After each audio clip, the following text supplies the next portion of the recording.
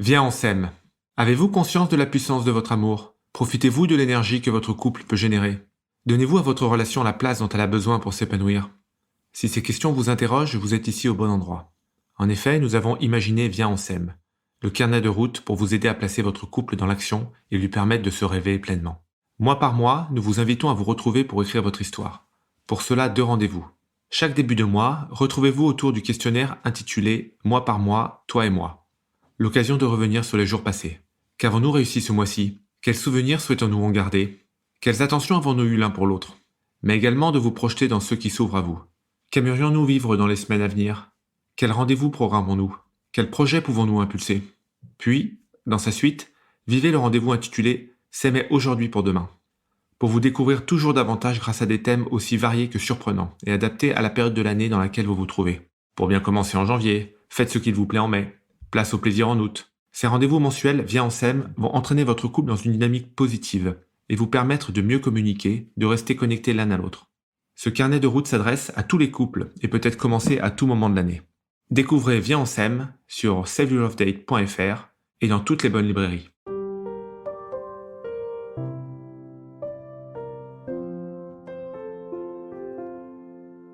Bienvenue sur Au cœur du couple, le premier podcast qui vous donne la parole sur votre vie de couple. Je suis Swazi Castelnerac, créatrice du concept Save Your Love Date. Je suis Marie-Lise Richard, psychologue spécialisée en thérapie de couple. Sur ce podcast, nous échangeons chaque semaine avec vous sur les problématiques, les doutes, les obstacles que vous rencontrez dans votre vie de couple. Et nous vous livrons des outils concrets pour vous aider à construire la vie de couple à laquelle vous aspirez. Nous sommes heureuses d'être là pour vous inspirer, vous guider, vous bousculer aussi peut-être. Mais ne l'oubliez pas, vous êtes les premiers acteurs de votre couple.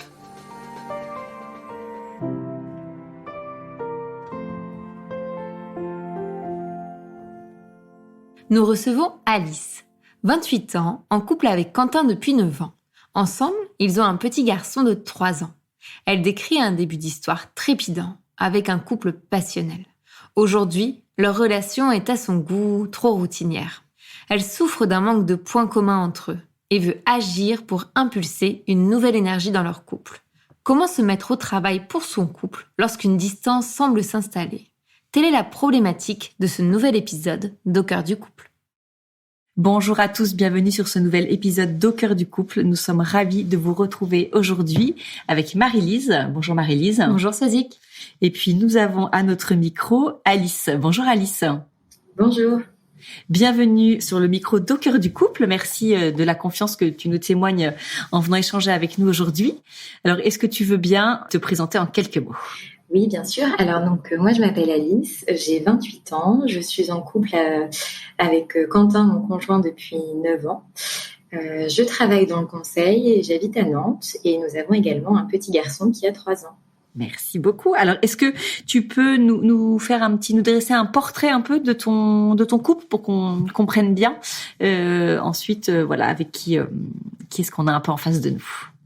Tout à fait. Alors, moi, j'ai rencontré Quentin, on s'est rencontrés assez jeunes, et donc il y a 9 ans, lorsque l'on était étudiants tous les deux. On a passé les 4 premières années de notre couple à distance, respectivement à l'étranger. On arrivait quand même à se voir toutes les 2 semaines, mais il y a eu plusieurs pays qui sont rentrés en jeu à la fois en Europe et dans le monde. Et donc, je peux dire que c'était une relation, le début de relation était assez passionnel. Parce qu'on se manquait, donc on se retrouvait les week-ends. On a eu beaucoup de bons moments et beaucoup de bons souvenirs sur cette période. Et puis, ces 5 dernières années, on s'est plutôt posé. On s'est arrêté à Paris pour vivre ensemble. Et puis après, on a eu notre fils. Donc, on est rentré plus, on va dire, dans une routine de quotidien. Mais voilà, à l'origine, on a un couple plutôt fusionnel et puis qui a tout le temps beaucoup de projets. On a souvent déménagé. On a tout le temps beaucoup d'idées en tête. Donc, voilà. Donc, vous êtes un couple plutôt actif. Oui, tout à fait. Ok. Et alors, est-ce que tu peux nous dire, parce que quand tu le décris comme ça, ça m'a l'air parfait. Est-ce que tu peux nous dire ce qui t'amène vers nous aujourd'hui ? Tout à fait. Alors en fait, j'ai l'impression qu'on a de moins en moins de points communs avec mon conjoint. C'est un peu triste à dire, mais je fais ce constat depuis quelques temps, sans doute aussi parce qu'on s'est connus jeunes, on a évolué. Moi, depuis, j'ai par exemple monté mon entreprise, je suis devenue mère. Lui a aussi évolué de son côté. Et quand on était plus jeune, on avait, je trouve, beaucoup plus de choses en commun. Et avec les années, moi, je me suis intéressée à de nouveaux sujets, des problématiques qui sont propres à celles des mères, par exemple la charge mentale. Enfin, je m'intéresse à pas mal de sujets qui, lui, ne le passionnent pas. Et puis, à l'inverse, il a aussi développé de nouvelles passions.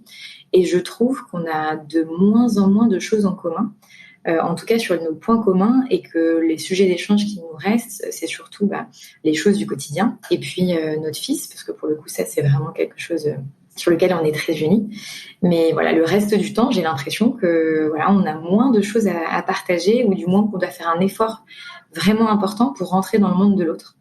Et ça m'inquiète un peu parce que moi, je trouve que c'est hyper important d'être en symbiose avec son conjoint. Pas forcément d'avoir toujours le même avis sur tout, mais de pouvoir avoir une communication, on va dire, naturelle, fluide, sur des sujets communs. Avant, c'était un peu plus le cas, je trouve, quand on était jeune. Alors, c'était sans doute plus léger. Mais voilà, les années passant, je trouve que voilà, c'est plus compliqué de rentrer dans le monde de l'autre. Et quel genre de situation te fait dire ça? Tu vois, à quel moment, parfois, tu as eu un déclic en te disant, tu vois, genre dans le coucher, en te disant, oh là là, mais on partage plus rien. En fait, typiquement sur les sujets dont je parlais, sur la charge mentale ou sur mes problématiques qui me sont propres par rapport à mon travail, je sens que lui a beaucoup de distance vis-à-vis de son travail. Donc c'est sans doute lié aussi à nos caractères. Mais donc lui, c'est pas le genre de personne qui va se prendre la tête le soir si ça se passe pas bien dans sa journée de travail. Il est très solide par rapport à ça. Et moi, quand je lui parle, je sens bien qu'il est très distant par rapport à son travail, donc qui comprend pas forcément pourquoi moi je prends les choses à cœur ou bien. Ou alors sur ces sujets dont je parlais, sur la charge mentale, ou même sur c'est bête, mais je fais les courses, j'aime bien aller acheter les légumes au marché parce que je trouve que c'est plus sain et puis mieux en termes d'écologie, et lui, il n'en a rien à faire en fait.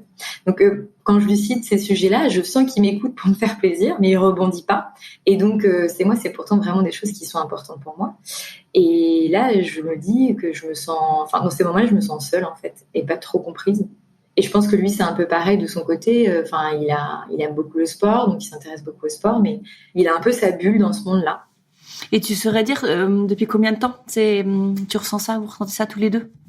En fait, on a déjà eu une phase comme ça avant la naissance de notre fils, qui a du coup fait que d'ailleurs on fait un petit temps de pause entre tous les deux, mais on était plus jeunes. Mais parce que moi, je trouvais qu'on avait moins de moments d'intimité, de partage. Et ça, c'était venu juste après notre emménagement ensemble, en fait. On était rentrés dans la routine, et je pense qu'on est passé d'un modèle où on se manquait, où on se retrouvait tous les week-ends, à l'inverse opposé, vivre dans un 20 mètres carrés au quotidien ensemble.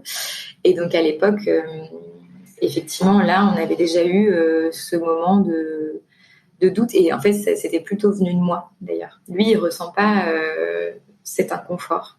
J'imagine que entre, tu vois, le moment où tu as constaté ça, où tu l'as vraiment ressenti, ce manque tu vois, d'intérêt commun, et le fait de venir vers nous, j'imagine que tu as agi, que tu as mis en place des choses pour essayer de retrouver un peu ce qui te fait, on le sent quand tu le dis, tu vois, ce qui pouvait te faire vibrer dans vos premières années, avec cette sorte, tu nous as dit que vous étiez un couple en symbiose assez fusionnel, que tu retrouves pas ça aujourd'hui. J'imagine que tu as essayé de mettre des choses en place. Oui, bien sûr. Après, en fait, malgré ce sujet-là, qui est quand même un énorme sujet, parce que je me compare aussi à mes amis où je vois, qui ont des conjoints qui leur ressemblent un peu finalement dans leurs idées, ou nous, je trouve qu'on n'a pas toujours eu ça, mais par ailleurs qu'on se soutient beaucoup, qu'on s'écoute quand même beaucoup, qu'on est toujours là l'un pour l'autre, c'est assez inconditionnel, et ça, c'est très rassurant. Et donc effectivement, j'ai essayé de mettre des choses en place, de lui parler de tout ça, et je pense qu'il n'a pas forcément le même besoin que moi, c'est-à-dire que lui peut avoir ce monde-là à côté, son monde, ses intérêts propres avec ses amis, n'a pas forcément besoin de partager tout ce que moi je ressens. Et donc oui, j'ai essayé de créer des moments d'intimité, entre guillemets, de nous retrouver au restaurant, faire des soirées et même des week-ends sans notre fils, et ça marche plutôt bien. Mais je trouve que l'effort est un peu unilatéral, mais c'est sans doute normal parce que c'est mon besoin à moi. Et puis ce qui m'embête plus, c'est que du coup ça marche bien dans ces moments-là. Quand on se retrouve à deux, franchement, on passe quand même des bons moments.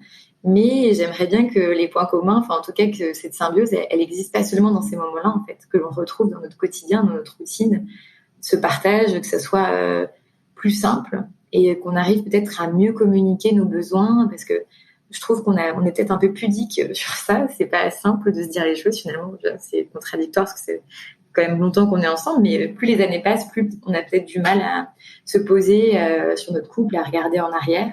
Donc voilà. Et puis dans les choses que j'ai mises en place, et si c'était il y a 2 ans, j'ai lu un questionnaire, c'est des questions sur le couple, un peu comme votre super livre, dont je n'avais pas connaissance à l'époque. Et en fait, on s'est posés tous les deux, donc je l'ai bien traîné. Je me suis dit, allez, on s'ouvre une bouteille de vin et puis on se pose toutes ces questions-là. Et puis c'était vraiment chouette, ça a permis de remettre du dialogue. Mais voilà, encore une fois, c'est quand même, je trouve, à chaque fois un peu poussif. J'ai besoin de sortir les rames. Et ces moments à deux sur un mois par exemple, vous en vivez combien? Que ce soit, tu vois, un dîner, une activité ensemble, même un petit week-end, sur un mois, il y en a combien? Et c'est là que je me rends compte que ça va pas, mais sur un mois, il n'y en a pas forcément un. C'est-à-dire que les moments où vraiment on va parler de notre couple, de nos ressentis profonds, ils sont hyper rares. Ok, mais des moments où vous vivez quelque chose à deux, sans parler forcément, tu vois, en profondeur de vous, mais un moment où vous faites un resto, vous faites un ciné, où vous faites, je sais pas, un tennis, je dis au hasard, où vous faites une escapade à l'hôtel pour une nuit. Ça, il y en a combien sur un mois? Il n'y en a pas, c'est plutôt une fois tous les 2 mois, je dirais. C'est-à-dire que... Oui, donc tu vois, c'est drôle parce que tu as remarqué que c'était des moments que vous viviez et qui derrière vous nourrissaient et remettaient un peu de, tu vois, d'énergie, mettaient une bûche dans le feu. Mais à côté de ça, vous en vivez très peu. On en reparlera après, mais tu vois, il y a peut-être un rythme qui manque et qui est trop faible de temps à deux pour nourrir suffisamment votre couple et en fait redonner cet élan. Lui, quand tu lui en parles de cette problématique, comment est-ce qu'il réagit? Parce que bon, tu nous as dit que lui, enfin, il vivait pas les choses de la même façon, qu'il avait pas les mêmes besoins, mais tu vois, comment est-ce qu'il t'écoute et qu'est-ce qu'il te répond? Alors, c'est quelqu'un d'extrêmement compréhensif. J'ai beaucoup de chance. Et il écoute, il essaie vraiment de comprendre. Je pense qu'il ressent pas la même chose, mais néanmoins qu'il sent que je suis quand même peut-être du coup un peu distante ou que je m'interroge, donc ça l'inquiète. Mais il est vraiment à l'écoute. Enfin, il va essayer de comprendre pourquoi. Mais je pense qu'il est aussi un peu en même temps inquiet. Quand j'en ai parlé dernièrement, il m'a dit mais je savais pas que tu pensais que ça allait pas entre nous. Enfin, il s'est tout de suite inquiété, donc je l'ai rassuré à l'inverse. Mais moi, ce que je reproche entre guillemets, bien sûr, c'est que j'ai pas l'impression qu'ils comprennent que, enfin, moi, ce que j'aimerais vraiment, c'est qu'il ait aussi cette impulsion d'organiser des choses, etc., de faire preuve d'initiative. Et c'est pas forcément dans son tempérament. Il le fait pour des choses, je sais pas, dans son travail, quand il y a une espèce de règle. Mais c'est pas dans son tempérament parce que je pense qu'on n'a pas le même langage de l'amour, voilà. Et c'est vraiment pas du tout dans son tempérament. Donc, c'est très compliqué pour lui, je pense, de répondre à ce besoin-là. Enfin, que moi, j'ai. Il a jamais été moteur sur ces moments-là que tu recherches, toi, sur ces moments à deux? Jamais. Après, il a il a vraiment une autre manière d'aimer les gens, c'est-à-dire que et de m'aimer, je sais forcément qu'il m'aime, c'est que il me rend plein de services. Enfin, s'il faut aller me chercher 1h du matin dans un aéroport, il ira me chercher. Enfin, il est dévoué en fait. Il a pas mais par contre, voilà, c'est pas du tout le roi pour organiser les choses. Je pense qu'il comprend l'intérêt après coup. Mais sur le fait, il le fait pas forcément. Et quel genre de répercussions ce défaut un peu d'intérêt commun aujourd'hui a sur votre couple? Est-ce que ça crée des tensions? Est-ce qu'il y a un manque de tendresse? Est-ce que ça joue sur votre vie intime? Je dirais que ça joue plus sur notre vie intime et de mon côté, c'est-à-dire que moi, j'ai pas forcément beaucoup de désirs. Et lui, et ça là-dessus, c'est pareil avec les années faisant, on n'est pas au top niveau communication, mais lui, du coup, ne me communique pas son désir non plus parce qu'il doit sentir que j'ai pas trop envie. Donc, on est un peu sur, c'est par vague, quoi. J'ai l'impression d'être un peu maître de la situation vis-à-vis de ça. Ce qui met un peu une pression aussi, parce que je me dis, mince, j'ai envie d'avoir envie, mais ça ne vient pas. Et en même temps, parfois, j'ai envie, mais voilà, la fatigue faisant, il y a aussi d'autres choses. Mais par ailleurs, voilà, je pense qu'on a moins de moments d'intimité. Et puis, je pense que surtout, ça manque de légèreté. Enfin, moi, je me sens un peu inquiète, en fait. Je sais pas, j'ai peut-être aussi un modèle. Mes parents se sont séparés quand j'avais 20 ans. Et avait ce truc-là, et c'était très, très différent, fondamentalement. Vraiment très différent. Et j'ai un peu cette épée de Damoclès au-dessus de ma tête, où je me dis, oh là là, j'espère qu'on va pas reproduire la même chose. Et puis aussi, on voit tellement de couples autour de nous qui périclitent. Enfin, voilà, je vis un peu, moi, pour le coup, dans l'urgence par rapport à ça. Ce qui est assez positif, parce que du coup, je me remets en question, mais je suis jamais vraiment tranquille, en fait. Ouais, c'est ça. Il faut faire attention à ce que la remise en question soit pas trop non plus mettre en péril trop en faisant croire des choses parce qu'on regarde le couple de ses parents, parce qu'on regarde ses amis autour de soi et qu'on se dit si ça leur arrive à eux finalement, bon, ce serait presque normal que pour notre couple, c'est un passage presque obligé. Donc c'est vrai que il faut réussir à bien se placer là-dessus. Et la difficulté moi que j'ai, et j'en parle souvent avec des amis, c'est qu'en fait, j'ai jamais été dans une relation aussi longue. Et on ne sait pas, et vous en parlez très bien à plusieurs reprises, enfin moi je ne sais pas quelle est la normalité au bout de 9 ans de relation. Où se situe le curseur? Et effectivement, moi, j'ai été aussi biberonnée comme conte de fées, aux histoires d'amour assez passionnelles. Et en fait, je ne sais plus si c'est normal ou pas normal. Ce que je sais, c'est qu'il me manque en tout cas quelque chose, sincèrement, que ça me rend pas fondamentalement malheureuse, mais que ça m'inquiète. Et voilà, je sais juste plus où sont les choses normales ou pas en fait, et ce qui devrait réellement être inquiétant ou pas. Bon, écoute, je crois qu'Alice, à mon avis, il y a beaucoup des auditrices et des auditeurs qui nous écoutent en ce moment, qui vivent la même chose que toi, se posent les mêmes questions et sont accrochés aux mots de Marie-Lise. Donc, je vais tout de suite lui passer la parole. Je pense qu'elle va t'aider à y voir plus clair, certainement à te rassurer, mais aussi à te donner des idées pour vous mettre en action, tous les deux, évidemment.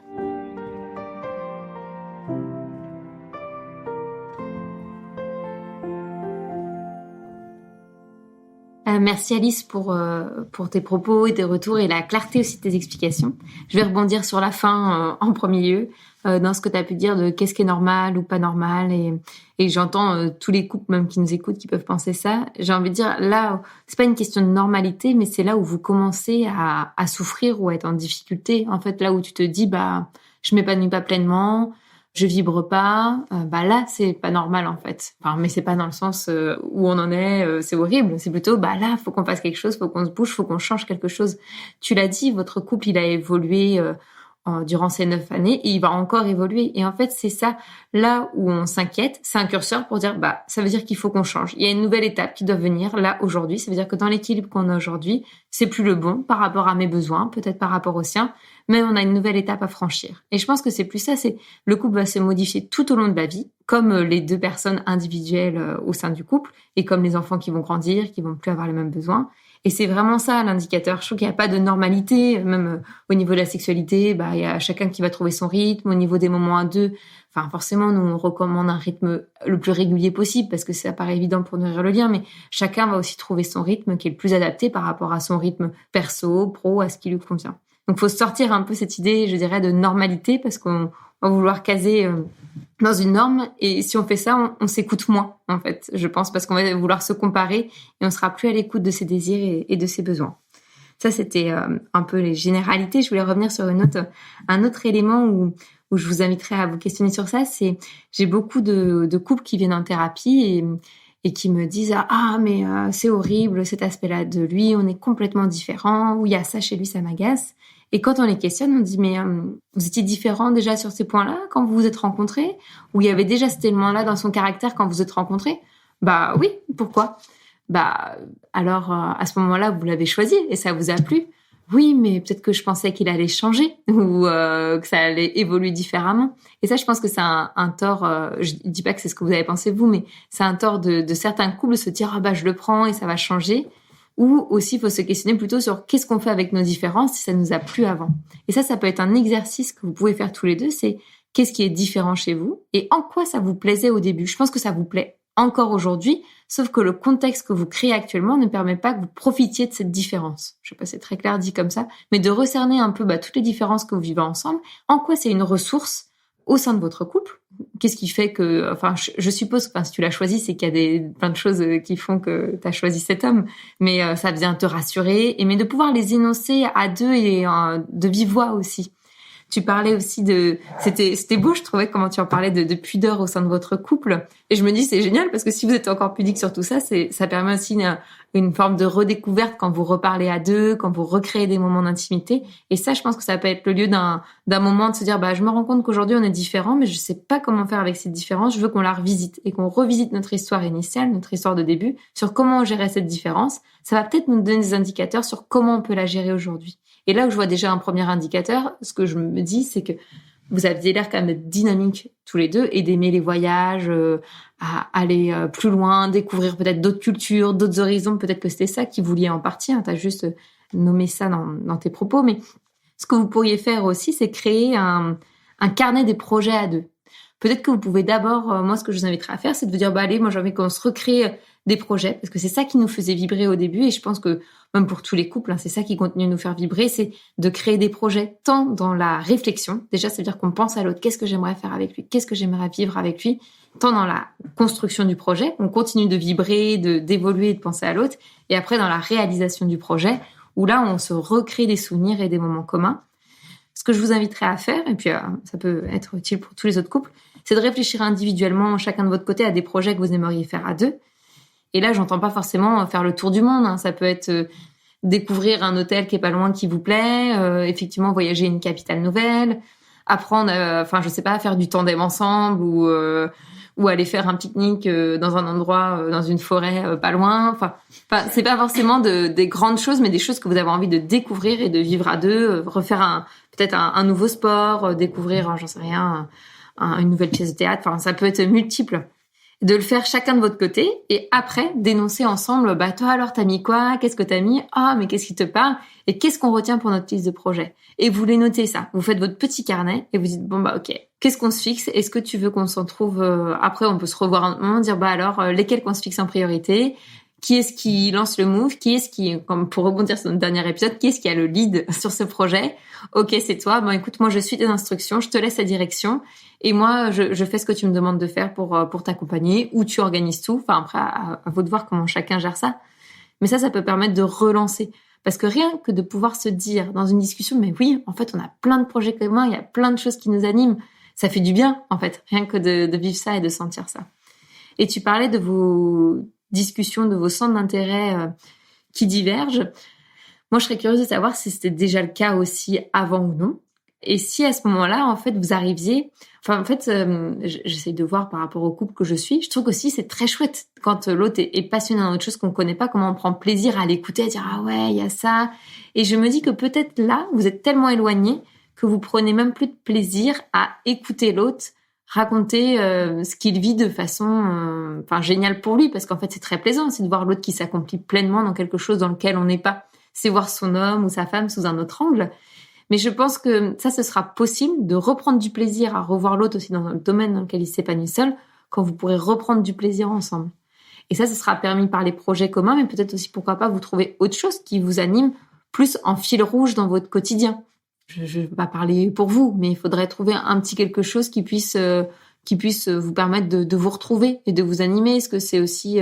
et là, ça va passer par des actes... je t'en ai parlé déjà un petit peu Swazik, mais des actes plus réguliers mensuellement. Est-ce que on se fait un petit défi sur l'année par rapport à un thème précis? Est-ce qu'on on se relance pour aller davantage au cinéma et en parler? Après, comment on prend le temps de parler après du film après, d'échanger?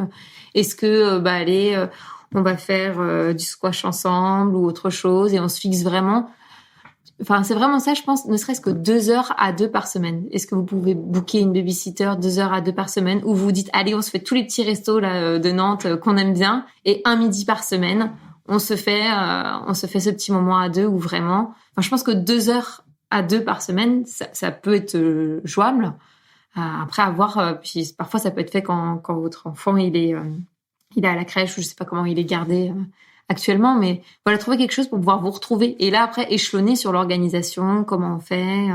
Vraiment pour renourrir ce lien au quotidien qui, comme tu le dis, en fait, c'est génial quand il est nourri, mais après, ça s'essouffle vite parce que c'est pas assez fréquent. Et je pense que ça va être important. Moi, ce que j'ai beaucoup relevé quand tu parlais, c'est je pense qu'il ne comprend pas, je ne sais pas trop, il me communique pas trop sur ça. Et en fait, je me suis dit, mais dis donc, il y a beaucoup de choses qui sont en fait encore des points d'interrogation. Et ça se trouve, de son côté, c'est la même chose. Il se dit, peut-être que là, si elle a moins de désir, c'est juste qu'elle est très occupée par son travail, ou peut-être qu'elle trouve que j'ai trop changé physiquement, ou peut-être... en fait, j'ai l'impression qu'il y a beaucoup de construction de ton côté. Peut-être que c'est le cas aussi du sien. C'est à la fois te rassurer, mais être sûr de ce qu'il pense, plutôt que je pense que c'est ça ou que c'est ça, mais pouvoir lui demander clairement, quand je te parle de mon travail, j'ai l'impression que ça t'intéresse pas. Est-ce que c'est le cas ou c'est juste parce que c'est trop complexe pour toi ou est-ce que ça t'embête que je t'en parle ou est-ce que qu'est-ce que tu en penses concrètement parce que comme je sais pas comment tu reçois ça, j'ai l'impression que ça peut te faire chier clairement et j'y prends moins de plaisir alors que c'est vraiment un plaisir pour moi de te parler de mon métier. Alors qu'est-ce qu'on peut faire peut-être qu'il pourra te répondre moi ça me plaît mais c'est vrai que quand on commence à en parler plus d'une demi-heure à la fin c'est trop prenant pour moi quoi. Mais ça te donne des indicateurs aussi. Donc tu sais qu'il peut t'écouter pleinement mais si c'est trop long ça peut devenir plus lourd. C'est clarifier les choses pour qu'il y ait moins de zones d'ombre ou c'est toi qui te racontes le fil en fait de ce qu'il peut penser ou ressentir. Et ne serait-ce que ça, je trouve que c'est un bon exemple. On parlait de la vie intime, mais c'est d'en parler, de dire en fait, tu sais si aussi je te parle de tout ça, de tous nos moments à deux que je veux qu'on retrouve, c'est parce que aussi dans notre vie intime, j'aimerais avoir de nouveau de désir pour toi, enfin davantage en tout cas de désir pour toi. Pour moi en tout cas, c'est nécessaire qu'on ait davantage de moments d'intimité, d'union de nos cerveaux aussi, pour pouvoir unir davantage nos cœurs et nos corps par la suite. Et toi, comment tu le vis? Parce qu'en fait, je sais pas vraiment ce que tu ressens par rapport à ça, par rapport à notre vie intime. T'as besoin de quoi, toi, pour qu'elle soit aussi plus épanouissante? Peut-être qu'on n'a pas les mêmes besoins, mais comment on peut faire pour permettre de les coïncider? Je pense aussi par rapport à la notion de la charge mentale, faut que tu puisses en parler, de ça, dire moi, c'est vraiment important pour moi qu'on organise les moments à deux. Je peux t'aider, te guider, mais c'est vrai que j'aurais besoin que tu fasses un petit effort par rapport à ça, parce que le risque, là, dans tout ce qu'on peut proposer, c'est que ce soit contre-productif. Si tu te retrouves à organiser 10 000 trucs et que tu as une charge mentale de dingue après, ça sert plus à rien. Ça va recréer un déséquilibre. C'est quand même de pouvoir partager. Donc, qu'ils puissent aussi te dire ce sur quoi ils se sentent plus à l'aise. Écoute, tu sais que c'est pas mon fort d'organiser, mais ça me paraît faisable. Je pense que je peux donner de l'énergie pour ça. Mais faut voir ça à deux. Vraiment par rapport à ça et d'exprimer davantage, à prendre le temps... À la fois en fait, tu as déjà toutes les réponses dans tout ce que tu dis, donc c'est ça qui est très beau. C'est de pouvoir nourrir davantage par des moments de plaisir à deux, enfin en conclusion, et de pouvoir davantage exprimer vos besoins, vos ressentis, et d'être le plus clair possible. Donc c'est vraiment les deux gros points, je trouve, à faire évoluer. Et pour te rassurer sur ta crainte d'être comme tes parents, c'est aussi, je me dis, tu te mets au travail en fait. Donc maintenant, laisse-toi guider en fait. T'es pas dans une... C'est un peu comme je trouve qu'on a peur parfois pour nos enfants. Je me rappelle, même moi, ma pédiatre me dire, mais en fait, vous faites tout là pour eux, pour les accompagner au quotidien. Donc déjà, en fait, vous avez fait le plus gros, tu vois. Et je crois que c'est ça qu'il faut pouvoir aussi se redire.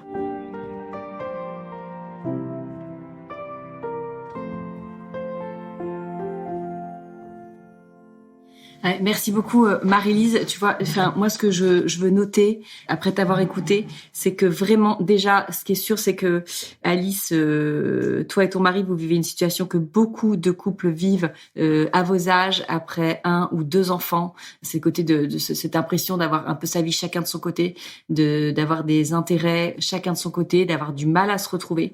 Et c'est de se dire que le couple en fait c'est un travail et ça c'est vraiment une réalité. Tu disais tout à l'heure que ton mari, par exemple, à son boulot, il savait très bien mettre des nouveaux projets en place. Tu nous as dit ça rapidement. En fait, le couple, c'est vraiment pareil. C'est quelque chose sur lequel on veut pouvoir se reposer, se trouver tranquille, être tout en confiance, ce qui est très bien. Mais en fait, il faut pas raisonner comme ça. Son couple, c'est un travail, au même titre que l'éducation de ses enfants, c'est un travail, au même titre que avoir sa boîte, c'est un travail. Toi, tu as dit que tu avais monté ta boîte, donc tu mesures l'énergie qu'il faut mettre pour ça. Et ben le couple, c'est exactement pareil. Et déjà, quand on arrive à se le dire à soi-même, à se le dire en couple, on va, du coup, je pense que on se mettra en action. Toutes les idées que Marie-Lise vous a données, peut-être qu'en les écoutant, vous allez vous dire, oh là, la flemme, ça, et le carnet de projets, et de cinéma, et trouver des idées, être créatif, la flemme, donc si on a la flemme, en fait, clairement, on va pas s'étonner après que son couple, il fane, et qu'on a une vie de couple qui est beaucoup moins trépidante. Pas se leurrer, c'est possible, nous c'est ce qu'on dit tout le temps, mais c'est possible si vraiment on est acteur, qu'on se met en action, qu'on se donne du mal. Parfois c'est effectivement se poser pour avoir une idée, dire tiens qu'est-ce que je peux faire pour elle, et ça on peut s'adresser pour le coup un peu à ton mari pour ça, si pour lui c'est pas naturel, ok, c'est pas naturel pour lui, ça va peut-être l'enquiquiner un peu de penser à ce qu'il peut organiser pour toi, ouais, mais j'ai envie de te dire, si t'as pas envie de perdre ta femme et si tu veux pas qu'elle soit attirée par quelque chose qui sera plus excitant, il faut se mettre au travail.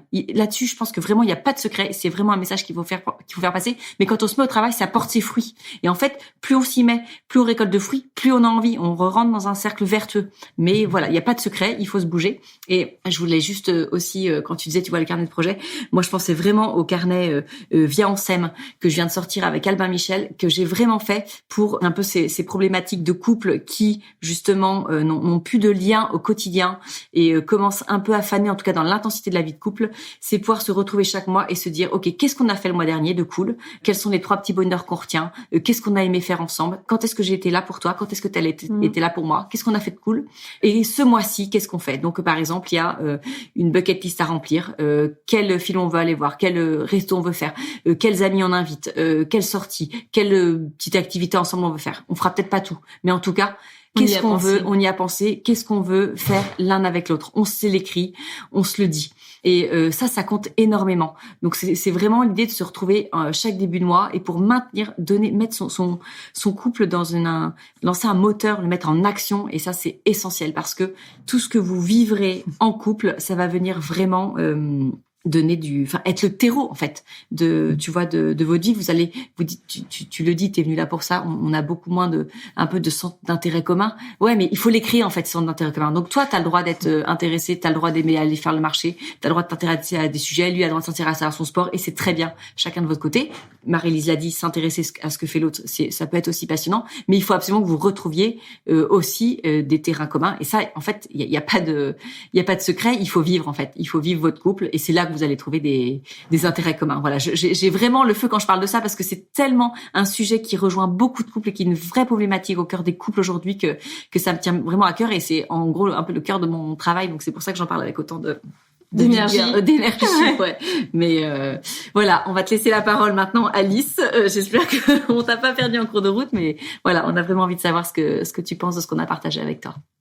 D'abord, merci pour tout. Je trouve que, à vous écouter, j'étais assez émue parce qu'en fait, je me suis rendu compte qu'effectivement, il y avait beaucoup d'hypothèses et qu'il y avait beaucoup de... Je vais l'être encore à nouveau, désolée. Il y avait beaucoup de mots à poser, sans doute, un manque de communication, finalement, sur ce qu'on ressent, ou d'écoute aussi, parce que moi, je l'ai déjà dit à plusieurs reprises que c'était très important pour moi, le fait de mettre des choses en place. Et lui, comme c'est vraiment pas dans son tempérament, il m'avait déjà dit...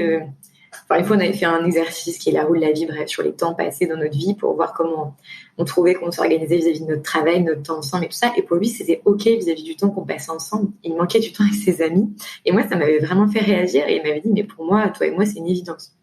Limite, pas besoin de travailler. Et c'est là où je pense qu'il faut que je sois peut-être encore plus claire sur le fait que c'est nécessaire pour moi qu'il investisse du temps et de l'énergie dans des actions. Et c'est un peu difficile pour moi de le faire parce que j'aimerais tellement que ce soit spontané. Ça ne l'est pas. Donc, je pense qu'il faut que je sois plus claire. Et puis aussi, peut-être que je le questionne vraiment sur ce qu'il ressent lui profondément, parce qu'effectivement, on a quand même parlé de tous ces sujets, la charge mentale, on a mis des choses en place, etc. On essaye d'avancer au quotidien. C'est pas non plus la catastrophe, mais je pense qu'on se laisse vite submerger par... on a des discussions importantes, puis on lâche le fil de cette discussion, peut-être parce qu'on n'a aussi pas assez de moments à deux. Et puis finalement, on retourne dans nos travers, moi avec toutes mes pensées, et puis le manque d'entrain maintenant à organiser des choses. Et puis lui, comme il trouve que ça va et que c'est une évidence, mais il organise rien et voilà. Donc bref, du coup, ça m'évoque vraiment le fait qu'il est vraiment nécessaire de communiquer, et puis trouver des temps pour le faire et essayer de vraiment écouter l'autre aussi, je pense. Parce qu'effectivement, par rapport à mon travail, ça m'a fait sourire, mais il m'a déjà répondu. Il m'a déjà dit que je parlais trop de mon travail, donc je connais la réponse et c'est vrai que j'ai peut-être du mal à me restreindre comme ça important pour moi. Donc c'est aussi à moi de faire beaucoup d'efforts vis-à-vis de ça et de l'écouter lui. Je pense que je l'écoute peut-être pas toujours assez non plus. Déjà, ce qu'on peut vous inviter à faire, c'est d'écouter cet épisode à deux peut-être, ou que lui puisse l'écouter seul sur un trajet et que vous en parliez après, mais ça pourrait être un bon début en tout cas. Ouais, ça va pouvoir générer une conversation entre vous, tu vois, et il va pouvoir se rendre compte que toi, ce que tu peux parfois lui dire, en fait, c'est des choses que beaucoup de couples vivent et sur lesquelles il faut vraiment s'interroger. Et il est essentiel même de s'interroger. Si vous laissez passer cette étape sans agir, parce que Marie-Lise, vous l'avez dit au départ, le couple il connaît des étapes, c'est pas inquiétant, c'est normal. Mais par contre, une fois qu'on a nommé, il faut agir parce que si on a juste nommé et que derrière on se bouge pas, on va pas arriver à l'étape suivante. Ou l'étape suivante, ce sera pas l'étape l'étape à laquelle on rêve aujourd'hui. Donc vraiment, je crois que vous avez. Ce qui est chouette, c'est que vous avez toutes les cartes en main parce que tu le dis, vous vous aimez, vous avez une vraie histoire de couple, vous avez quelque chose d'intense, vous avez tous les deux des tempéraments, vous voyez, assez a priori assez forts puisque vous avez su faire des voyages, vous avez su aller à l'étranger, donc voilà, on sent vraiment le potentiel. Donc ça, vous l'avez, donc ça c'est super positif. Maintenant, il faut vraiment que vous en serviez et que vous puissiez vous dire, ok, en fait à deux. Quelque part, on part au combat pour réveiller notre vie de couple. Voilà, on se sert de tout ce qu'on a qui est bien et qui fonctionne bien.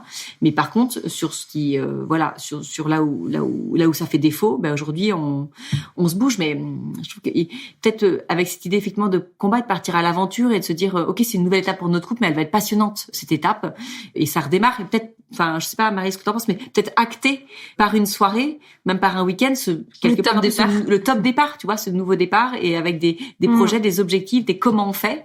Et hop, on se lance, on pourra dire qu'à partir, je sais pas, du 1er décembre 2022, et hop, il y a une nouvelle étape qui s'enclenche pour notre couple. Ça peut être très bon pour votre histoire, ça. Oui, complètement. Et je pense que c'est tout l'intérêt de votre podcast et de ce que vous faites. C'est qu'en fait, les discussions que j'ai essayé d'avoir avec lui, elles paraissent tout de suite très solennelles. Et lui, quand c'est solennel, il s'inquiète aussi. Et puis, je pense je m'exprime pas forcément bien. Il a l'impression que je veux le changer. Donc, c'est très compliqué d'y arriver seul, en fait. C'est pour ça qu'avoir des outils externes, et moi, j'adore, vous rigolez en disant, mais ça va nous embêter. Mais moi, les trucs, trouver des idées, il y en aura toujours. C'est juste que lui soit dans le même mood. Mais pour le coup, merci pour cet échange parce que ça m'aide aussi je me dis que ça va être une forme de force pour moi pour argumenter mon propos et le faire de manière plus neutre. Je pense qu'il y a beaucoup de couples qui sont dans ce cas-là où avoir ces discussions, on le reporte et puis une fois qu'on l'a, ça paraît dramatique. Une fois qu'on énonce les choses, donc, je pense qu'il faut aussi banaliser ça, se dire que c'est sans doute quelque chose que tout le monde vit et qu'il est important en tout cas de se mettre en action. Oui, que ces discussions fassent en fait plutôt partie de la normalité du couple et pas de quelque chose de comme si on en avait peur en fait. Et quand tu dis il faut qu'il soit dans le même mood, fais en sorte à la limite qu'il le soit, tu vois, avec cette idée de tout en début de mois de se dire qu'est-ce qu'on fait ce mois-ci de cool ensemble, tu vois, d'avoir cette discussion ensemble, de le noter ensemble. Voilà, il sera pris là-dedans et vous aurez ensemble défini le film que vous voulez aller voir, ce nouveau resto que vous voulez faire, ces potes que vous voulez inviter. Donc du coup, il sera mis dans les projets, il se sentira inclus et peut-être que pour lui ce sera plus facile de participer. Enfin, c'est une idée, tu vois, mais en fait quand on veut que l'autre s'inclut, c'est important aussi de lui laisser sa place et ses idées aussi. Peut-être que c'est déjà ce que tu fais, mais moi je dis pour ceux qui pourraient nous écouter, qui n'ont pas forcément cette attitude, mais voilà, ce qu'on attend de l'autre, il faut être prêt aussi à le recevoir, quoi. Complètement. Et je pense que ça c'est pour le coup mon gros défaut, c'est que j'aime aussi prendre le lead. Donc j'ai beaucoup de mal à lâcher prise et puis je peux être assez critique. Et d'ailleurs je me mets à sa place, ça doit pas être simple parce que il organise jamais rien pour moi, ça pour le coup, mais il y a plein de choses qu'il essaye de faire à la maison et quand il le fait, j'ai tendance à pas être très sympa ou être exigeante en tout cas. Voilà, là t'as un super point d'amélioration, toi, effectivement, parce que lui il va pas vouloir, si t'es exigeante, effectivement il va pas forcément vouloir organiser quelque chose pour vous deux parce qu'il va avoir peur que ça te plaise pas, parce qu'il fera peut-être pas aussi bien que toi, parce que derrière ça va pas te plaire. Moi c'est un peu ce que je vis dans mon couple, donc c'est pour ça que tu vois, je peux t'en parler et c'est important. Et tu vois, de temps en temps, il est arrivé d'organiser quelque chose, prendre le lead. Intérieurement, je me disais, ça va pas le faire, ça me plaît pas et tout. Et encore, tu vois, samedi dernier. Et en fait, je me suis dit, Soise, franchement, tu te tais. Il a organisé les trucs, tu le laisses faire. On a passé une super journée et je la remercie 1000 fois le soir en disant que c'était canon. Mais il a fallu, tu vois, que je me dise parce que je suis comme toi et que je vais prendre le lead sur ces choses-là. Mais en fait, il faut les laisser faire et surtout derrière, il faut complimenter même si tout nous a pas plu et se laisser surprendre aussi, tu vois. Et voilà, et essayer de considérer tout l'amour qu'ils ont mis derrière. En fait, ça donne une toute autre valeur à ce qu'on vit, quoi. Donc voilà, je te rejoins, mais en travaillant, tu vois, et en y pensant, tu peux passer par-dessus pour lui laisser cette place. Eh bien, merci Alice, merci beaucoup. On est toujours touchés par la confiance que vous nous témoignez en venant échanger avec nous sur ce micro. Merci Marie-Lise de ta présence et de tes conseils avisés qui vont, je suis sûre, servir à beaucoup d'auditeurs. N'hésitez pas à aller réagir sous les posts d'Au cœur du couple à ce podcast, à la façon dont ça vous rejoint, aux idées que vous avez pu mettre en place dans votre couple si vous avez rencontré un peu les mêmes problématiques. Et puis, n'hésitez pas aussi à nous mettre des étoiles, des avis sur Apple Podcast, ça nous aide toujours beaucoup à rayonner encore davantage. Merci à tous pour votre fidélité. On se retrouve très bientôt pour un nouvel épisode d'Au cœur du couple. Docteur, un jour je marierai un ange. On fera l'amour dans les nuages. En priant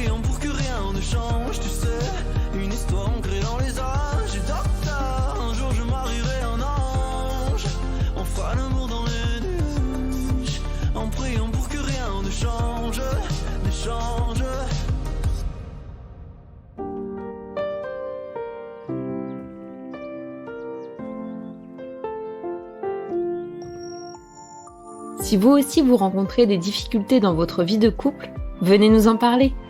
Laissez-nous un message sur aucoeurducouplepodcast@gmail.com ou via Instagram sur la page Au cœur du couple.